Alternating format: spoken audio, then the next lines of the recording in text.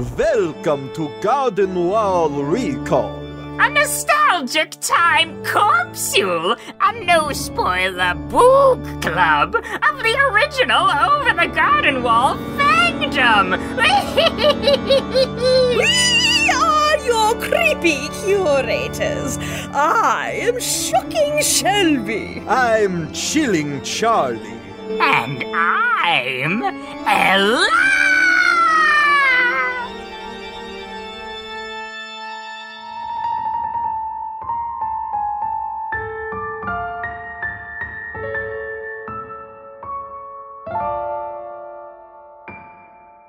Led through the mist by the milk light of moon, all that was lost is revealed. Our long bygone burdens, mere echoes of the spring, but where have we come, and where shall we end? If dreams can't come true, then why not pretend? Welcome back to Garden Wall Recall. This is our little mini-series, kind of a spooky re-theme of our Gravity Falls podcast museum. This time it's Over the Garden Wall for the spooky month of October. Charlie, who do we have? Oh, well, who is that at our scary door?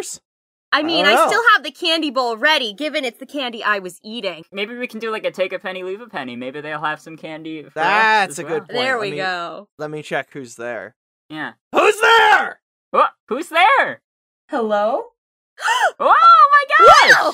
Am Is that Liz, aka Pearl Point? Is oh my, it? Well, what are you doing here on this dark, stormy night? Well, I kind of just, fell through a pocket dimension, and Oh, happens to the best of us. it happens to the best of us on the best of days. And you are the best of us. Oh, You are, Liz, I would even go so far as to say that you're perfect. Oh, Tell us a little bit Aw. about what do you Yeah.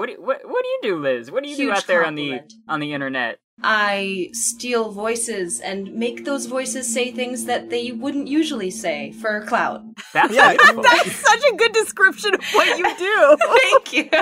You run the TikTok Pearl Point. You do a lot of Steven Universe impressions, A lot. as well as, unlike any other content creator of your follower size, regularly do Over the Garden Wall content. I can't let it die. I think you're It the shouldn't. only It should person on the never internet die. with 100,000 plus followers who is still constantly doing Over the Garden Wall content. Over the Garden Wall My is ego real, can't and it take will never this. die. But do you want to tell a story of how we met? Of how we met. Oh man. Yeah. I mean, it wasn't, I was gonna say it was something like this, but I remembered we aren't live streaming. But it was through Yeah, our... we were invited to guest in the same Steven Universe live stream together. Yes, you were Greg and White Diamond, was. etc. It was incredible. my favorite ship. A lot of the stream was just us laughing at each other's It jokes and honestly ignoring was. everyone else. The entire time I'm thinking, oh man, I cannot wait to befriend Charlie after this. Same. Yeah, we both... No, we messaged each other afterwards, and you had apparently already showed your sister a bunch of my videos. And I had, Yes! watched all of your TikTok. And we found Same out... brain. We found out we have almost the same birthday and just a bunch of weird similarities. Which is kind of the hallmark of how you have befriended all everyone else in this Yeah, for sure. podcast. I 6 hours after that stream, we joined a VC together, and the person who invited us to the stream was there and was confused that he introduced us earlier that day, and now we were joining a VC together as if we were already talking before. Like, what? And we're like, oh, hey, best friend, hey! I mean, when Shelby you meet and I a twin referred- flame, like, when Yes. you meet a twin flame like that, it feels like you've always known each other. Yeah, and then you retroactively fill in the blanks. Yeah. Shelby and I regularly call each other twins, and Yeah. I messaged Shelby after I met you and was like, there is a third! Third There's twin. another. A triplet, you might say. What got you into... Okay, so for context, this is not the first time that we have met, but it's the first time we're talking at length. What got you into voice acting impressions in general? I'm curious. Oh, honestly, it was an accident. All good things are. I don't even know if Not I've since told... the accident. Yeah, no, not since the accident. What even happened? There's this app called Amino. I'm sure some of you are aware of Amino. And there's also an acid called Amino. I'm more There familiar is. with the acid. Yes, there's both an Very acid close and to an it. app. I was more frequent on the app than on the acid. Okay. One would hope. Yeah, and there was the Steven Universe Amino, and they introduced voice calls, and someone was doing like a little singing competition, and I kind of always have unconsciously mimicked whatever's going on, including songs. And I sang, I think it was Do It For Her, and the whole chat was like quiet, and then when I was done, they were like, is that Dee Dee? Is that Dee Dee for real? They Dee Dee Magno thought you were Dee Dee Magno They thought I Hall, the was voice Dee of Dee Pearl, Magno which Hall. makes sense. Yes. And I felt so bad having to be like, no, it's not me. No, No, I'm I just stole unfortunately her just soul, myself. as one does. Yes. Do you want to hit us with just a little? The just what? a Give us a little Pearl? Steven. Can- Give us can an we get- can we- exasperated can we- Steven. I'll No, give can we the... give us a little Pearl? Can we get a What? just Pearl saying, "We'll be right back with Garden Wall Recall." I definitely just clipped the mic with that what, but we'll be right back with Over the Garden Wall Recall, right? What? What? What? Yeah, there it is. Perfect. So, what is your history with Over the Garden Wall? Oh, man. Well, it's the same as my history with Steven Universe, actually, where my older sister was like, hey, watch this show, you'll love it. And I'll say, don't tell me what to do. And then not watch the show for like a year, miss the hype train, then watch the show, decide that I did like it, and then get mad for her not forcing me to watch it sooner. So it happened with Steven Universe and then Garden Wall, and you just let this happen twice. Yeah. You're like, last time that was a fluke, but this time you're definitely wrong, and I won't like this show. Absolutely. I'm not gonna watch it. I was like, you don't know you don't me. know me. What? Do you think you live with me? Or You think you were raised with me? What?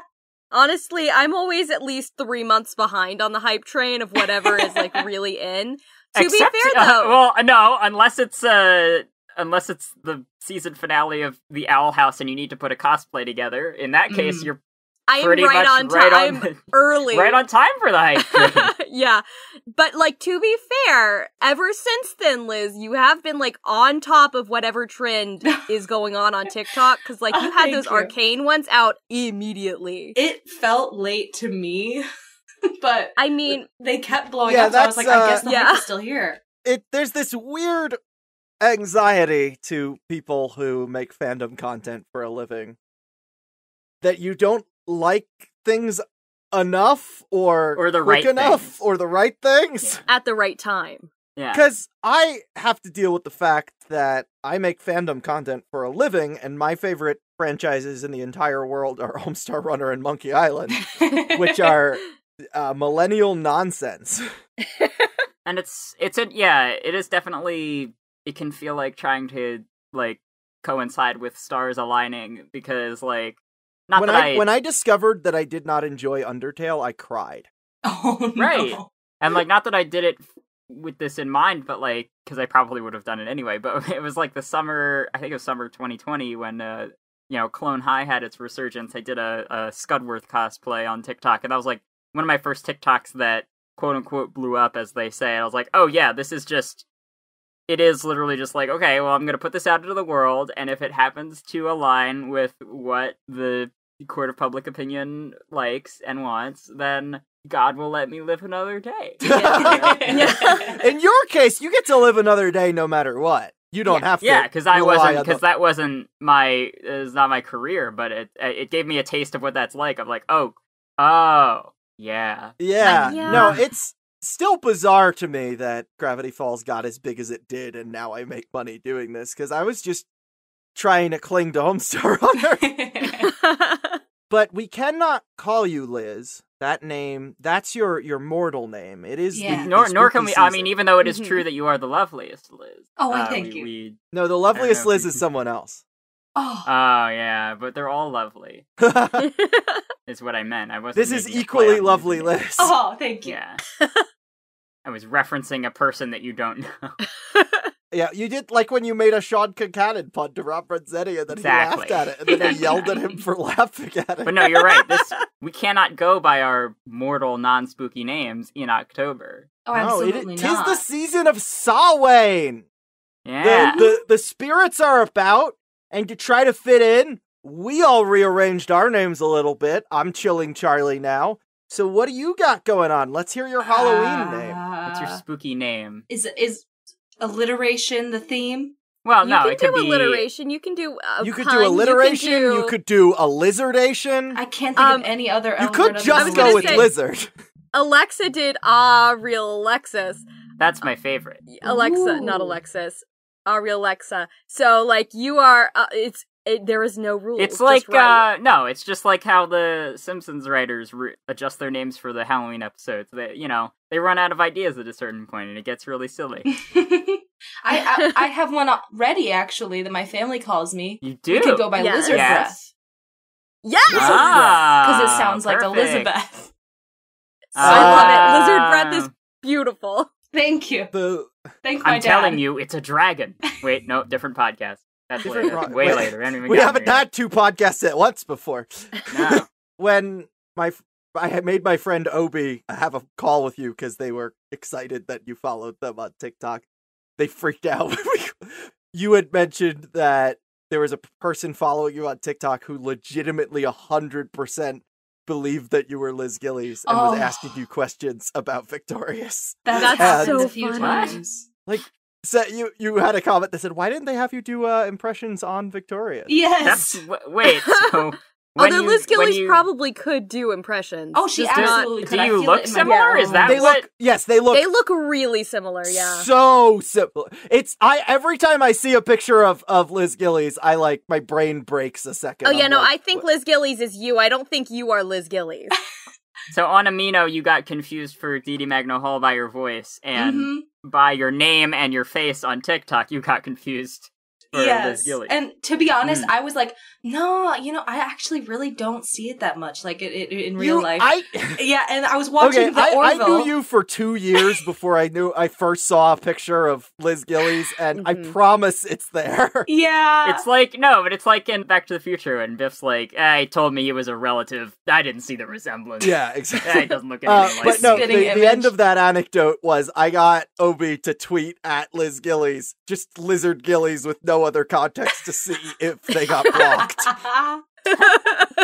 And to this day, Obi and I still exclusively, when we talk about you, call you Lizard Gillies. Lizard Gillies. Even though neither of those are your name. I love that. Well, today, now that you have been dubbed Lizard Breath, we can journey into Schooltown Follies, the third episode of Over the Garden Wall. Oh, how lovely. This premiered on November 4th, 2014 on Cartoon Network. It was written and storyboarded by Jim Campbell and Laura Park.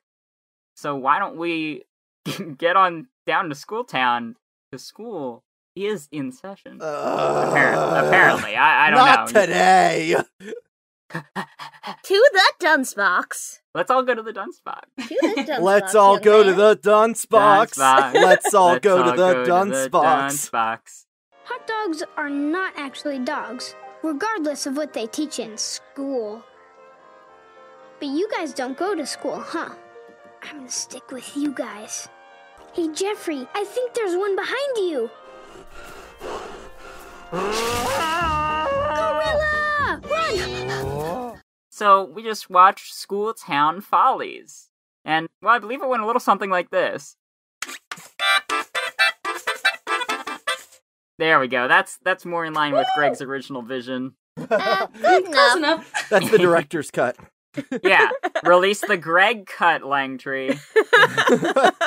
So this episode... Well, let's ask first to our guest. Lizard Breath, What did you think of that episode? Absolutely incredible, life-changing. I don't know if I want to be Langtree or date her. I think it's Both can be true, yeah. No, I had that What? thought too in 2014, and it turns out What the would answer it was be both. like if there were two Langtrees dating, I wonder? Two Langtrees? I feel like that's just Imagine. most that Mr. modern Jimmy did not relationships. work for me. Go for it, Liz. Join I think in. that this is an improv go time. to the dunce box. Now that he is in the dunce box, want to make out? Then the two Langtrees make out. That didn't go quite in the direction I thought it would go, but well, it worked for Rick and Morty apparently. No, I remember in the stream where I met Liz, the person who was playing Amethyst invited Pearl to do an improv wait, I scene, can do a and- callback here. Yeah. Go Oh, for it. call back. Yes, and? Yes, that was what you said. That was all you said. I love this episode so much. It is definitely an underrated. You say it's underrated, but so many people who barely remember this show, like Alexa Remember said, this all they episode specifically. all they recall is Well, the potatoes song and though, molasses. but I think the surrounding episode is better than most people tend to remember. This episode was, according to the official Over the Garden Wall art book, which you can read at the link in the description on archive.org, it was designed to show to Cartoon Network that Over the Garden Wall had the potential for episodes that were light and funny, and it wasn't entirely dark and scary and traumatizing as the first two episodes are. I would go as far as to describe this episode as light and funny. And fuzzy, you know? It's a little fuzzy. Yeah, definitely better than being chased by a gorilla. Oh, yeah. It is. I think this podcast is better than being chased by a It gorilla. really just shows you that well. life really is as sweet as potatoes and molasses. I almost said Yeah, potatoes and molasses. But yeah, this episode centers around a schoolhouse, just kind of in the middle of the unknown, that in which Langtree and her father have dressed up random animals, it seems. Animals in pants. I think if this episode had nothing else going for it but animals in pants, it would still be one of the best. Yeah, and that specific attribute was inspired by the MGM short films The Dogville Comedies, in which it's just a bunch of regular dogs in clothes doing people things, and it's the idea that these animals are specifically not anthropomorphic. They are just being forced to awkwardly do human things, like eat at a table and attend school and play instruments. Although they are very good at playing instruments. They're very good. Well, because they have a good teacher. That's true. True. Miss Langtree. Yeah, Janet Klein voices Miss Langtree, and she has a vintage jazz / vaudeville / general old-timey vibe. Her band Janet Klein and her Parlor Boys, which that's the kind of title you just want to read in a transatlantic accent. I was just listening to Janet Klein and her Parlor Boys. And They were blasting that jazz. This is not her first collaboration with the Blasting Company. The Blasting Company? The Willikers. Blasting Company featuring Janet Klein and her Parlor Boys. Just sounds like something that, like, Grandpa would listen to on The Simpsons. It does. It really does. Although it's what I'm going to spend my evening listening to for sure, because that sounds amazing. Mm-hmm. And the character of Langtree was conceived by Amalia Lavari, a writer on the show, who combined her own love life, I'm Oof. so sorry to hear that, with the Judy Henske song. Wait, hang on. So, did she believe that a man ran off on her, but then it turns out he actually just got stuck in a gorilla costume? I mean, it's a common you'd be occurrence. surprised how often that happens. Yeah. And that was combined with the Judy Henske song Lily Langtree, which in itself is a reference to the old British actress Lily Langtry. Langtry? It's spelled Langtry. I think it's Langtry. Yeah. Maybe it's Langtree. Maybe But it's it something that might she be- misread when she was a kid. It might be, yeah. But that's, so she's kind of a composite of all of that. And yeah, like And like the you old said, timey Liz, school marm sort of deal. Yeah, and kind of a Clara Clayton sort of deal. Yeah, I'm Clara. Oh yeah, they called it Langtree Ravine, and we all joked that we wished we could throw our teachers over it. I have been in a schoolhouse like this before. I was previously a performer at a cowboy theme park, and they had a very, if you have time to lean, you have time to clean attitude. And sometimes I would want to conserve energy for performing instead of shoveling horse, and the school marm loved me and would let me sit in the schoolhouse to hide out. Yeah, from the she doesn't really managers. subscribe to if you have time to lean, you have time to clean. She's more just like, once the bell has rung, class has begun. I'm That's just kinda her imagining Charlie curled up in the dunce booth taking a nap. Yes. I was in one of the child-sized old-timey desks. It like does they were in seem here. like the good place to take a nap. But yeah, like you said, Liz, when I saw Miss Langtree in 2014, it was a very like, do I want to date this woman or be Yes. this woman? Or maybe it's both. It's Turns like, out, in my Emma, case, it you were was like- both. You were I like, think in all of our am I- cases, am- In all of am our I cases, correct? it was both. Further proof that we're just Charlie variants. Yeah. Yeah. The plot is that That plots that her, as I alluded to, she believed her boyfriend Jimmy Brown Yeah, Jimmy Brown. no good Jimmy Brown. Yeah. had run off, but in fact he got stuck in a gorilla costume. Ugh, Yeah. Tuesdays, am I right? I mean, yeah. Who has? It sucks to get stuck in a And, gorilla costume. Also, there's a narrative about Wirt being a pushover. Yeah, I mean, I wouldn't call it a narrative so much as constant jokes at work's expense. Well, I don't know if it's kind of a character establishing moment because we've only been with this fella for That's true, 22 that's true. minutes at this point. That was very Yeah, that's relatable for me first time watching. Especially the Yeah. pettiness at being told that you're a doormat. Yeah, I guess I'm just too. I'm too busy following orders, Beatrice. I can't hear you. Yeah. Too busy doing blindly what I'm told. But I feel like that so far has established what like his like biggest flaw is. And so like the fact that this episode blatantly points it out, it kind of like shows us through the rest of the series his progression of being a doormat and being an anxious little mess of nerves to like where he ends up at the end. And also that he responds to it in such a childish way. Of shows like that additional flaw, which is that like he has a lot of growing up to do, as the woodsman very plainly laid out to him in the first episode. Probably a bit meaner than he could have. Episode 1 Yeah. would have taken the lantern. Yeah. Yeah, it's true. So Langtree's father is revealed to be the one who runs the school, who had financially supports the a school. brilliant idea of teaching animals to play instruments. No, Yeah. he had the idea of teaching them arithmetic and writing. No, but there's Oh. no room for nonsense singing and instrument playing in his very serious school for little animals in pants. Cute Yes. little piglets. Little piglets in pants.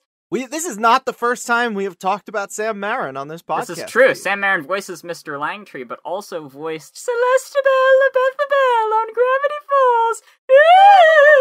So, I've never seen a regular show, which he voices a lot of the characters on. Yeah, But my Benson, Pops, vibe and from Muscle just Man, mainly. Celestabelle, Labethabelle's just constant screaming and trilling and vibrato and Mr. Langtree's weird delivery is that's why you get your Sam Marin if you just want people to say things odd. Yes, But because here he's doing Benson, it in that film acting is not proven science yet. So Yeah. I'm just gonna throw potatoes and molasses at the wall and see what sticks. Yeah, so because Benson on regular show is just his regular voice. Pops is the Celestabella Bethabel voice, and Muscle Man is close to the Mr. Langtree voice. So he kind of just has those three modes. It's either his voice, it's a gravelly voice, Yeah, or it's either a he could high-pitched voice. He could stay in his normal range or go up or down, and that's it. Mm-hmm. I will say it's funny because Mr. Langtree is like the antithesis of Pops. Because like Pops That's would be true, like, yeah. let's give them instruments, and Mr. Langtree is like, no, there is there's only seriousness in my school. Yeah, pretty much. His face is modeled after J.D. Rockefeller, and I love the big coat. Yeah, he has a It's coat that fantastic. makes him look like a much stockier man. When it turns out he's a lanky Langtree under that. Yeah. Which is, again, the opposite of Pops, because Pops has a giant head and a little body. And Mr. Langtree has a big bottom. He's bottom heavy. He's got a big coat. He's got a big bottom. He's got a big bottom, and I He's cannot got tell a that lie. cake. Can we just say? Mr. Langtree, you have a rather large bottom, and I'm afraid I cannot tell a lie. Those are two separate I'm points. incapable of fabricating a falsehood because And then Jimmy Brown, I think when I first watched this, I assumed it was Mike Judge. I think doesn't Mike Judge voice Hank Hill? Yeah, Mike Judge voices Hank Hill. Now, it was Sir Thomas Lennon, who is not a knight, as Jimmy Brown. Why is he called Sir? I believe that was at one point what he was called in Comedy Bang Big, but I can't remember the exact episode. Yeah, it sounds like something they would do. Probably our listeners best know him for writing the Night at the Museum film. However, he is in a film called Pottersville. Not to be confused with Pottsville from the previous episode. No. Not to be confused. It's on Netflix. I'm not going to tell you anything about it, but if you watch it and live tweet it to me at Charmarlowe on Twitter, CharMarlowe, I'll retweet all of that. Have fun. I think I'm gonna have to time my watch of that to after we do this episode so that you can just flood your feed. I can't say anything about the film. I think watching it is its own reward. Yes, it's a lot. But yeah, I definitely thought this, because of his delivery with Jimmy Brown, I thought it was Mike Judge doing the voice that he does for Hank Hill. I was like, that kind of sounds like it could be him, but... I love the variety of old-timey voices. You have that, kind of, They all sound like radio actors. Like, They're it's that beautiful. like, Yeah. oh, we are on a train. They've all got, like, resting vibrato voice. Yes. Was the gorilla. Was the gorilla. And then, of course, the thing that everyone remembers about this episode, Potatoes and Molasses, the song that Greg sings, is it's just literally animal crackers in my soup from the Shirley Temple movie Curly Top. Like, it's just that. It is literally just, wow, well, look at all us children, we're eating dinner, we're eating food. It would be fun if I got up on the table and I sang a song, and oh no, it got interrupted at the end by a serious man who doesn't approve of us singing while we're eating.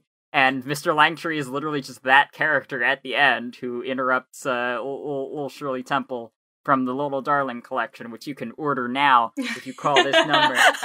I'm having flashbacks Even if you to falling don't asleep call on now, my grandma's oh couch God, watching cable. Somehow had blocked out the memory that I'd ever seen that infomercial. I was gonna say, and even it if just hit me like a wave. I was gonna say, even if you don't call this number now, we'll still send it to your home. You're just gonna open your mailbox and it's going to be there. Enjoy She's gonna the be Shirley there. Temple collection. Your parents will blame it on you. They'll need to go out and get their own Shirley Temples.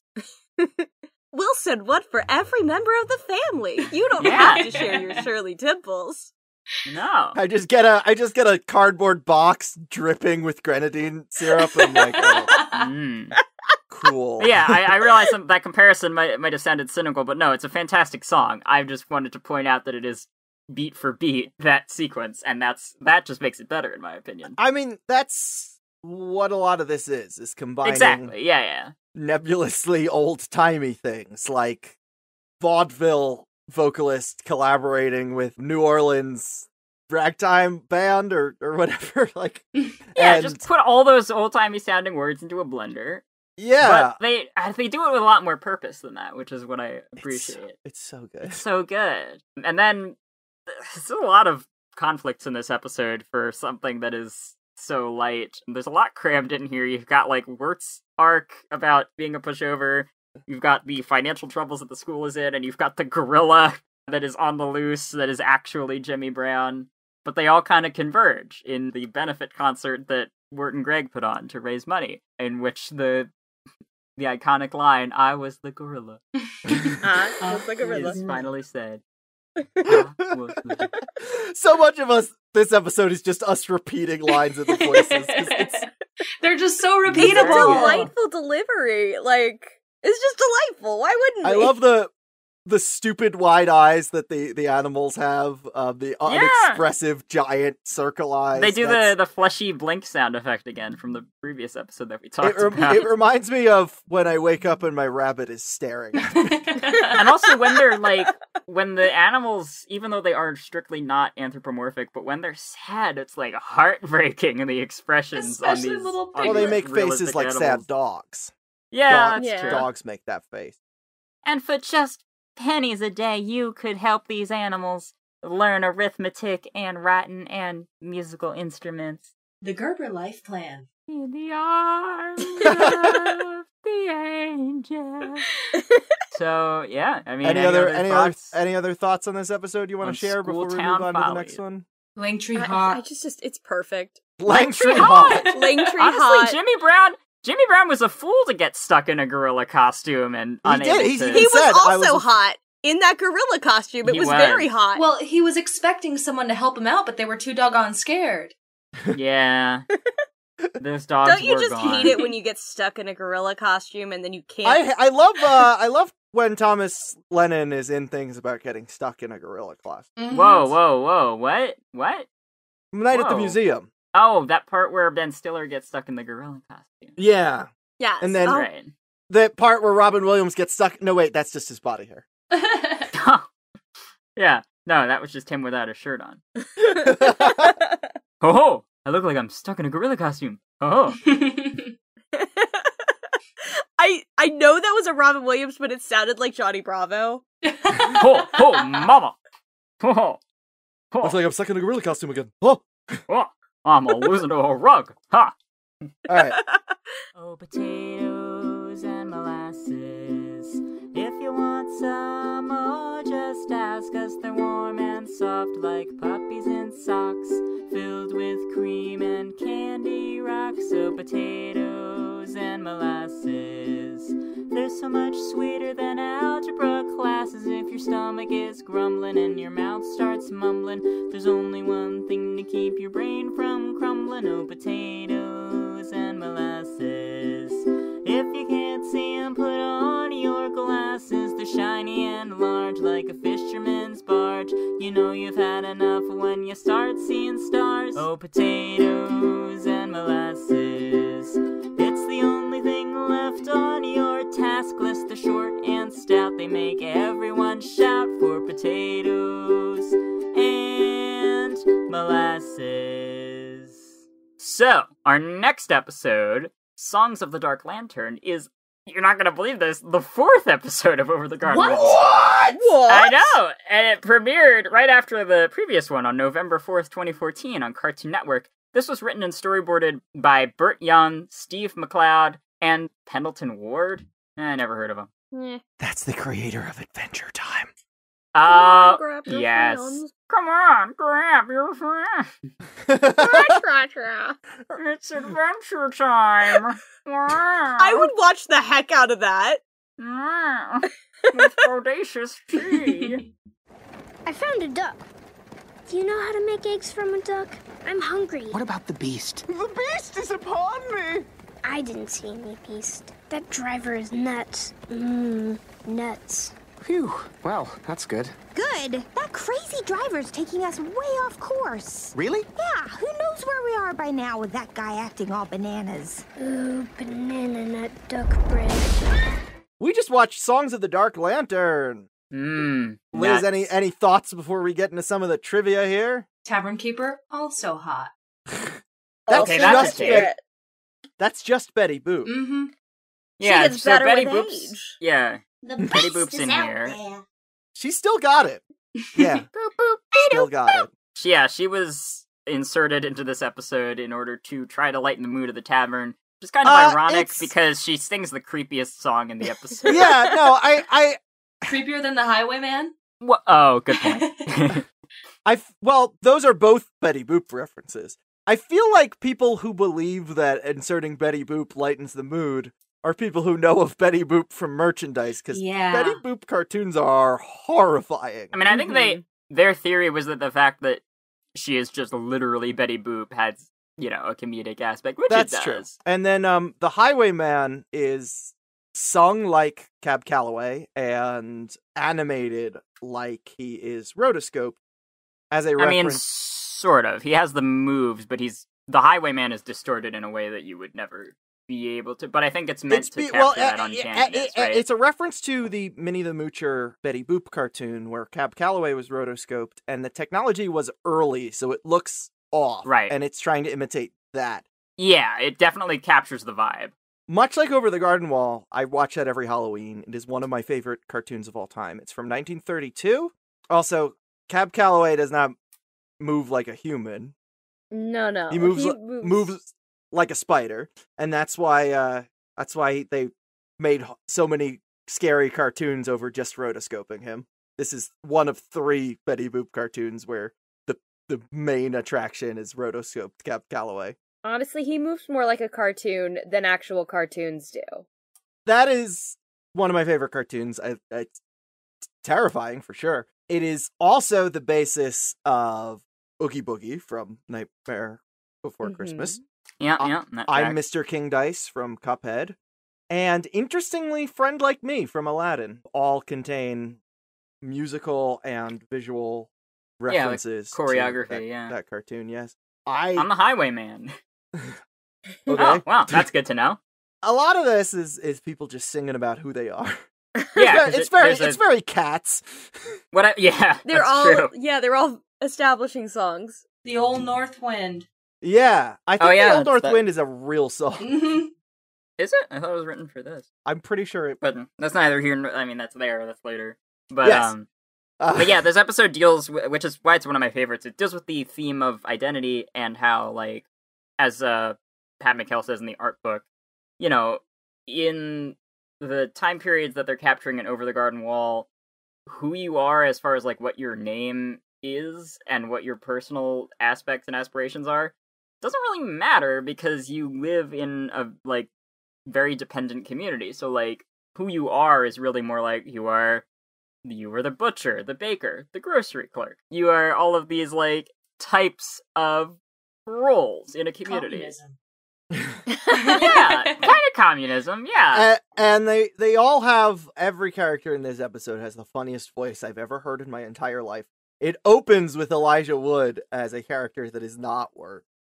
Just screaming, "The beast is upon us!" in the funniest in a cart way. they have hidden out in, trying to get some food. I love the like I was saying in the first episode, how Greg, I mean, first off, Greg is one of the best, Greg is the best child character I've ever seen in media. I want to restate that, every episode. But I compared him to Max from Max and Ruby in that every episode he kind of has, like, a new fixation, a new, like, thing that he is into today, and today he's like, he just really wants some food. He's just very hungry. And that carries us from the beginning of the episode with, nuts. What was the one? Banana nut duck bread. Yeah, there we banana go. nut duck bread. Which Liz said you say in public a weird amount of times. So many times. Every time I see bread, pretty much. And then, Liz, Or a you duck? pointed out the background gag throughout the episode when they're in the Dark Lantern Tavern, that the table that Greg is at just slowly starts accumulating more and more empty plates as he is eating more and more food. The horse that is with Beatrice is sticking his head through that window specifically, and the frog is doing these I'm stuffed poses. So it's not just Greg. He's still a very hungry boy. He shares. Greg is good at sharing, Greg's a nice kid. Yeah, he's a nice, good... You got a good head on your shoulders there, Greg, and you got a good teapot on your head. I really love that he brought 2 plates over to the table at the beginning with the idea that one was for Wirt, but then they were both empty in the next shot. Yeah. Wirt can't eat when he's scared. Nothing for you, Wirt. He never eats. He did the Wirt thing again that I described in Old Gristamill, where just to encapsulate his character flaw, his major flaw, he will say something and then say a different thing right after that immediately defeats what he just said. Where he's like, why don't you guys go into the tavern? I'll stay out here. Wait, no, I don't want to be all alone out here. No, I'm coming in with you. Like, he's constantly defeating his own points and his own plans. And there's a lot of, like you said, a lot of, like, occupational roles of these characters, because also I feel like in those days they did not have time to form personal identities because, like, their occupation was their life. And I think, like you said, it's the funniest voices ever recorded, but also I think there's a lot of truth to that. Yeah. One of our favorites, I can't name a favorite, but is the, who is he, the butcher? And he's the butcher, yeah. When they're prompting Wirt to sing, says, "Yeah, lover, swing us your laptop." Yeah, they have decided that because Wirt mentions that they're trying to see Adelaide, and a very Santa Claus-like toy maker immediately who decides... is sitting painting Giggling. a toy by the fire, laughing to himself for a really long time. Yeah, he immediately decides that Wirt is the young lover, and they go into a song about how Wirt is going to get married, and it's fantastic. There's an extended version on the official soundtrack. One of my favorite songs from the series. But then It's one of your favorite songs from The Dark Lantern. it is one of my favorite songs of The Dark Lantern, yeah. And then he is goaded to sing a love song, and everyone in the tavern starts chanting, "Sing, lover, sing!" And when Elijah Wood was about to record this song, Colin Dean, the voice of Greg, and Patrick McHale were actually shouting that at him over and over again to make him as awkward and uncomfortable as possible for this Oh, man. masterpiece of a song, which is officially titled Wirt's Terrible Song. I think we have to just straight up play Yes. that, too. Oh, my name is Wirt and his name is Greg. We're related cause my mom remarried and then gave birth to him with my stepdad. We're not from around here. Can you all give me some directions today so we can be on our way? There are so many songs in this one, it's said in the title. Songs That's true. of the Dark. It's a musical episode. I mean, like you said, it's Cats. I mean, I do think that it's interesting that the people there establish Wirt as this thing because that's the easiest thing to label him as. And then Wirt's like, no, I'm actually this thing. And they're just kind of like, oh yeah, you're the Pilgrim. We get it. We Oh, accept man. that. That's yeah, like, because at first he's like, I don't know, I'm just a guy, which is like, yeah, prime, like, Egg moments. transition will save her, yeah. But, yeah, then he sings about the journey that he and Greg are on, and they decide, oh, you're actually this other thing. Like, they can't think in other terms. Like, that is just how they make sense of the world, and more power to them. We are also finally introduced to the Beast, mostly in the background throughout the episode. Yeah, it's singing his little song. There's definitely a push of, like, furthering the mystery of the Beast, because there is a huge misdirect in this episode that, you know, again, because we're rewatching this, I feel like we take it for granted, but in the first episode, there's a misdirect where they think the giant dog was the Beast, and now Wirt is, you know, telling them about his encounters with the woodsman, and they're planting the seed of doubt in his brain, like, oh, wait, the woodsman was the one who told us to go in this direction, and now we are more lost than we were before. And the fact that he holds the lantern, they figure makes him the Beast. And it is the perfect kind of doubt to implant in a brain like Wirt's, because he's always doubting everything around him. The Beast is voiced by Samuel Ramey, who is an opera singer, clearly. Yeah, he's an And Liz operatic does bass. a perfect impression. Oh yeah. Can we get Liz's impression? Can we get a tra-la-la-la? Tra-la-la-la. That's good. Chop the trees to light the fire. So then we learned that Christopher Lloyd's woodsman is in fact not the Beast, and the Beast is the Beast. Just kind of a maybe the silhouette. real Beast was that Beast. big beast that keeps following us around. Yeah.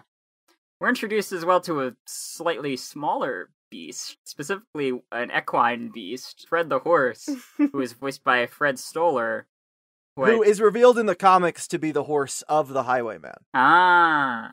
And I guess he's most famous from... Everybody Loves Raymond. Loves He plays Raymond, the cousin because him and Ray Romano would do stand-up shows at the same venue and then get complimented by patrons on each other's set. Because they look He's done a lot of exactly voice alike. roles. They look and sound exactly alike, and Yeah. he complained that Brad Garrett got cast as the brother, and he only got to be the cousin, because he's like, I look and sound more like him than he does.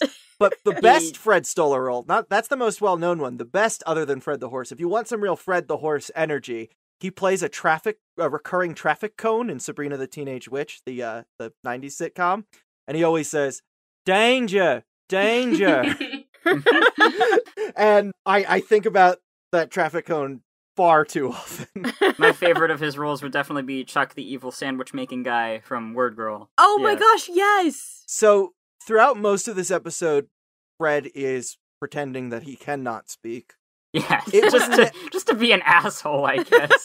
It's touched upon in the comic on okay. why he pretended he couldn't speak, but the there was never any discussion in the crew of if Fred Stoller would be the one making the horse noises.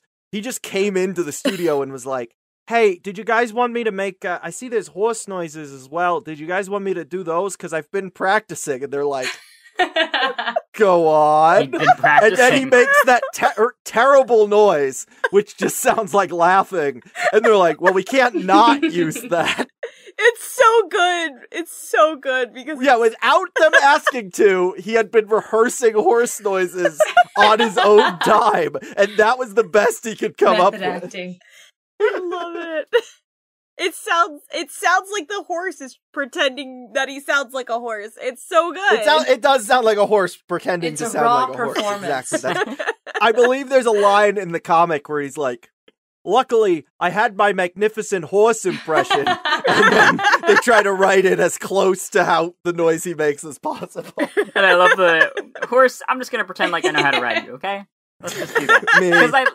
Because he does get, being assigned the Pilgrim kind of boosts Wirt's confidence. I think it's important for him To have any semblance of identity at all. Yeah, and it shows that, that duality of labels, right? Which I feel like as LGBTQs is something that is a common experience where you're like, you don't want to define yourself by a label, but you also understand that it comes with a sense of, community and understanding, and it's something to it's something tangible to grab onto when you're trying to describe yourself. It's a balancing act. Yeah, and I love grabbing onto tangible things. Yeah, that's all I can. It's hard. It's harder to grab onto intangible. I find, things. yeah, often. Yeah, I'll say you can't it's tange also, them.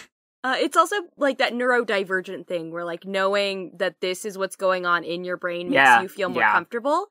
So him being able to be like, okay, this is me. I'm a pilgrim. I am traveling, and I accept that. Makes him more confident. Also further accepting responsibility. He was not enjoying the traveling. He was not intending to travel. Yeah, he was just like, I want to go home. I don't want to still be walking. And now he's like, I don't know. Maybe that's just something I do sometimes. It's also him accepting the responsibility of, having to take his brother home. This is also the episode that reveals that they are half brothers. Yeah. Which explains the weird vibe. Yes, because they wanted to talk about they are that. related because his mom remarried and gave birth to him with his stepdad, which is the worst way to phrase that. They gave birth together. It was a collaborative effort, Ella. But yeah, well, they were we're pregnant. We were pregnant. That's what the stepdad said. So that's something I wanted to talk about in the previous episode, but I bit my spoiler tongue. Yeah, because it's not that it is Wirt's responsibility to take care of Greg 100% and he's at fault for everything his younger sibling does. That wasn't what they were trying to say. It's that he's like, I don't know this kid. I have nothing to do with him. If he gets in trouble, that's not my fault, which is not how he should be treating his half-brother, but he has this belief of him as not related He establishes to him. a That's why he makes that qualifier in the song. Yeah, and that's why it's so weird in that first episode that he doesn't take responsibility or accountability for his brother. And so, being able to know, oh, this is their relationship explains that weird vibe, because it is a very strange vibe. It definitely doesn't excuse him putting this child in mortal danger due to negligence, but it explains he was able to, it was an establishment of theme that he does not care about this kid. Honestly, if I was trapped in a purgatory with my dad's ex-girlfriend's kids, I would not be as nice as Wirt. Simply put. I love the way you phrased it. A very Wirt phrasing. Yeah. If I was trapped in a purgatory with my dad's ex-girlfriend's kid, I probably wouldn't be as nice. I love you so much, Liz. Oh, wait. You have to do your frog. Give us a frog. Let's get into it. I'll get real close to the frog. mic. What's on your mind? Beautiful. That looks awful on the mic pickup. The waveform, yeah. Any other thoughts on Songs of the Dark Lantern? Oh, that's about it. Thank you. Good thought. Oh, I got one. Yeah. I got one as well. How about Beast? The beast is out there. I got the Beast. I got one. Yeah, Lana. Why? Okay, can we talk about For to Burn? Why? Did they need more syllables? Yeah, they needed more syllables. In his lantern, Shakespeare also needed more syllables. I need people who think that Shakespeare is this flowery, inaccessible Old English to understand that that's modern English. He's just trying to write to an iambic pentameter, and sometimes it's just stretching. Shakespeare was like, "Why use many word when few word do trick?" He's like, I can't think of any word that I know that fits the meter here and conveys what I'm trying to. I could just come up with a new dang word that's the right amount of syllables. This word and this word had a baby. What if this word put its inside of this word? That's what Shakespeare would say. He would. No, he would say impaled upon his sword, as gentleman is wont to do. That's how he. If you know what I mean. Right. What are we plugging? Sorry, one side note. Apparently, the midwife coughs up a fish because fish is a symbol for fertility, birth, and rebirth. Oh. And that is the only reason why that midwife coughs up a fish.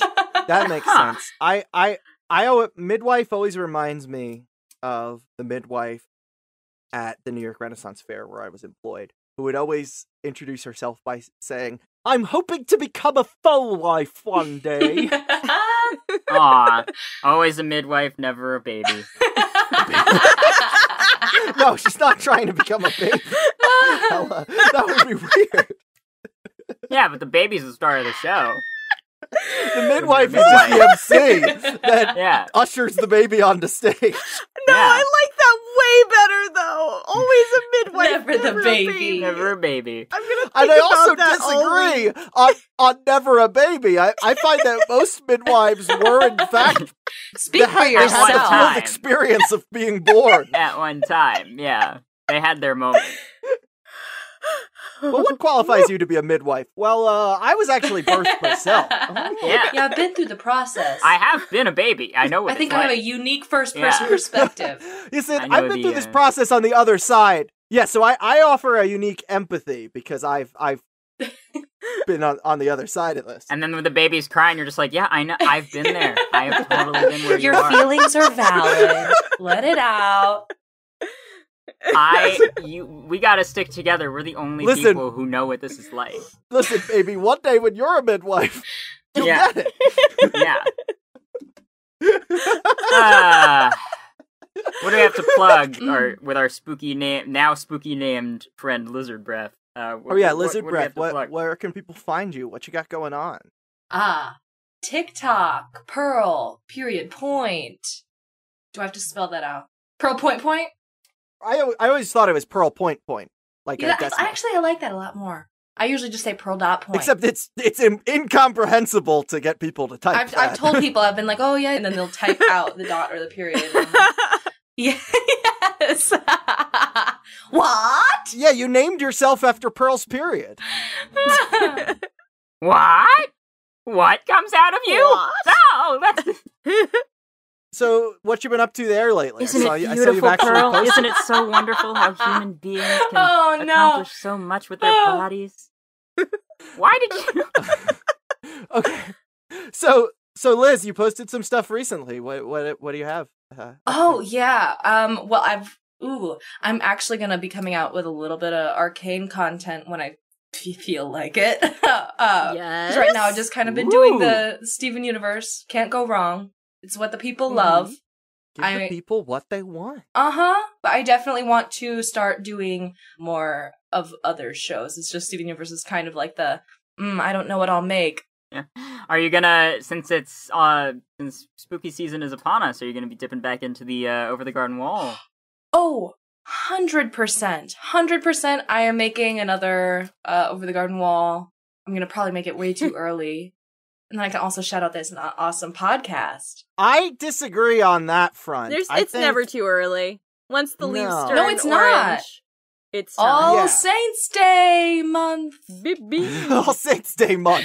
Yeah. It's autumn. I saw a red leaf the other day. That means I get to make my Over the Garden Wall video. It's time. Yeah. I felt a breeze the other day. And I'm like, whoa, that's not a summer breeze. Chill. That's more of an autumn chill. I drank a pumpkin cider at the Pennsylvania Renaissance Fair 2 days ago. I drank a pumpkin pie chai. It's absolutely spooky time. Tummy warm. It's time. I'll be on the hype train. So watch Over the Garden. If you've made it this far without watching Over the Garden Wall, I think you're doing the podcast wrong. Or you're me. Yeah, I mean, I don't want to tell you how to do your podcast listening, but I would recommend. You're only engaging with the idea of Over the Garden Wall. Yeah, you're engaging with it theoretically. What if they looked up the show and like it didn't exist, and they were like, "Oh my." Well, it was but Charlie, you shouldn't joke about it not existing because it's on. Oh, I HBO. should not joke about it not existing because it is on owned HBO by Max. Warner Discovery. Yeah, you're right. Knock on wood. Knock on wood. Everybody. It could not exist at any point. Yeah. Yeah. Well, that's even more reason to go check out Over the Garden Wall and the rest of this podcast and all the other fine podcasts on our host network, pipedreampodcast.com. Shows like Escape from Walt Disney, How Did This Not Get Made, Come On Fahoogwapods, and Pod Made You Special, Revisiting VeggieTales. Oh, also on this same feed, we have covered everything relating to Gravity Falls already. I know that sounds like an exaggeration, but it is actually everything. We did 52 episodes on Gravity Falls and its expanded universe material. We also have social medias, Discord server. Those can be found on pipedreampodcasts.com as well as our Patreon. Woo! Give us money so we can get banana duck nut bread. Banana nut duck bread. $3 will get you a shout out at the end of episodes, which I will be performing as the Beast and the Woodsman. $5 will get you into a view party of these 2 episodes tonight on the Discord. That's a little if you're listening chat. To this on the day that it comes out. That's if not, true. Oops. But if you're listening to this and it's still October 2022, you could probably get in on one of those episodes. And it's still an exclusive Discord channel, which is pretty cool. It's exclusive? You'll get a members-only jacket? No, you won't get a members-only jacket. But you'll get a virtual members-only jacket. Yeah, which is essentially... Yeah. And for $40, we'll do a voiceover art commission. There's, between the 3 of us, all of that. Thing to say about this podcast and all the other podcasts y'all do, they're amazing for all my makeup wearers out there. Well, if you need something to focus on other than the inevitability of death when you're doing your makeup, listen to these podcasts. That. Wait, I need that, actually. I remember you were keeping up religiously I am caught up with once the podcast again. for the first couple months. Yes. You've listened to really? Oh my goodness! That's a big I can't believe we didn't mention this. I can't believe we didn't mention this at the top. What did you think? Amazing! Wow. What did you think? No, far too much about Gravity Falls, but in the best way. Right? Yeah. No, I want to take a memory gun so I could watch Gravity Falls again and it won't just be white noise to me. I can't believe we didn't mention this at the top, but Liz, you were one of our first positive reviews of Mystery Shack Look Back. Not that we were like barraged with negative reviews prior. You were one of our first reviews. You were one of our first definitely quotable soundbite reviews. Yeah, in which you said that the podcast was like when the TV gets wheeled into the classroom, put on Bill Nye the Science Guy, and everyone gets lit. It's the same lit. feeling. Be sure to keep it lit. Woodsman, be sure to keep it lit. If you require that one specific podcast. From you've our heard Gravity that. Falls podcast. Our podcast is basically Bill Nye. Yes. You can read the Over the Garden Wall art book where a lot of the research parts of this mini-series podcast are based at archive.org, link in the description. While it's still there, yeah. Well, it's David Zaslav. The internet library. Oh. You should work like a normal library, but people don't understand the internet. And David Zaslav is the worst David. Well, if you understand the internet, you can check out our merch store at crowdmade.com/collection/Mystery Shack Lookback. You can email us at mysteryshacklookback@gmail.com. Send us your rendition of Wirt's terrible song. I was gonna say, like, just a compilation at the end of our last podcast is just people singing Wirt's terrible y'all song. want to cover Wirt's terrible song or sing your own terrible song and send that about who you are, and then we'll assign you a label. Come on, lovers, sing us your love songs. The intro instrumental was done by Sim. Yeah, unless there are any further thoughts before we pop out. Hey, Shelby, you know what you should sing? You should sing something like this. Oh, you mean like this? Good enough. Thank you, Liz! This is amazing! A is for the apple that he gave to me, but I found a worm inside. B is for beloved that I called to him before he left my side. And C what you did, that's D. Did it to poor old me. How can I be such an emotional fool? G is for the gentleman I thought he was when he first said hi. H-I. J is for the joker that is Jimmy B, the man who made me cry. That's a C. And K, well, you know it's just not okay to kiss and then run away, leaving alone without leaving a letter for Langtree. M is for the misery he left me in, never to return again. Oh, what a poor pea-fool I've been, queuing in line for him. And are you the one for me? You say you'll come back to me. Why are you tempted to tease me? Oh, why not you have got to understand the value of a woman's heart. V, why, W not why, did you think it was fine to X me from the start? And why, yes, why is the question that's on my mind. Oh, why? Why did you leave me right before reaching our zenith? Oh, 1 is the number of men I've loved, and 2 is the times I'll say it's you. 3 is the number of days you've been gone, but it feels like 4 times 2. 8, at the hour the sun goes down, I remember life with you around. I wish I had 9 lives like that one. Oh. Woodsman, the time has come once again. Indeed. The moon glows full above. It must be time to thank the patrons for keeping this lantern fueled as I toil in the depths of the forest. Our dearest gratitude to Daddy Driftwood, Daddy Buttons, Adam with 2 A's, a D and an M, Easy Snake Oven, Friendly Local Geek, Hope, Hugh Salinas, Jamie Belts, May, Oliver Pluto, Tuno Series, Richard Scanlon, Ro Davis, Samantha Angley, Spencer Neil Campbell, Vanillin Zucker, Petey Piranha Plant, B. Calisota, David Gansel, Gwen Prime, Delphine Dussy, Junior Bra, Jessie Marie McDougall, Ryan Faber, Mumbletine, D. Wumbletine, Elizabeth Neuenfeld, Stephen Patrick Mulholland, and Sterling Jubilation Axel. Be sure to keep that lantern lit, Woodsman. Pray you don't disappoint me. Help me carry my endless burden through the night at patreon.com/mysteryshack.